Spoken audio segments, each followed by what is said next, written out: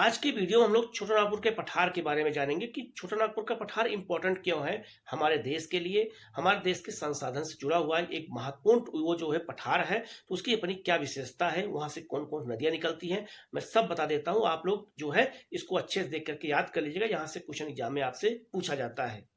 छोटानागपुर का पठार याद रखिएगा भारतीय प्रायद्वीपीय पठार का एक हिस्सा है। ठीक है, ये बहुत महत्वपूर्ण है।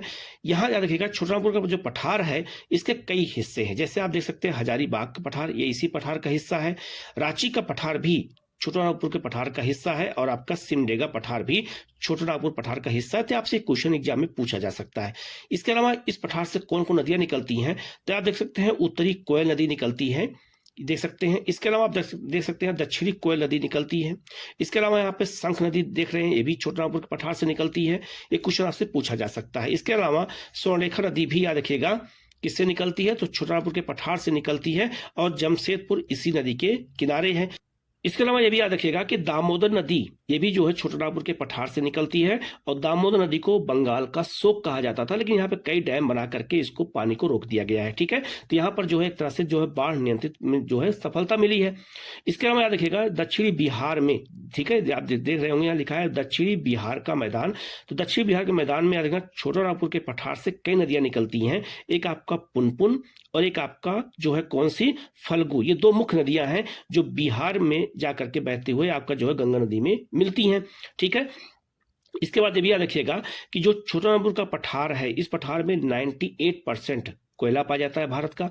इसमें लोहे का उत्पादन होता है, इसमें जो है आपका अभ्रक का उत्पादन होता है, इसमें याद रखिएगा यूरेनियम का और जो है आपका चूना पत्थर का उत्पादन यहाँ पे बहुत ज्यादा होता है। और याद रखिएगा इस छोटानागपुर के पठार में याद रखिएगा कोनार जलाशय, यहाँ पे तिलैया जलाशय, यहाँ पे आप देख सकते हैं पंचेत जलाशय, मैथन जलाशय, ये सब इसी पठार का हिस्सा है।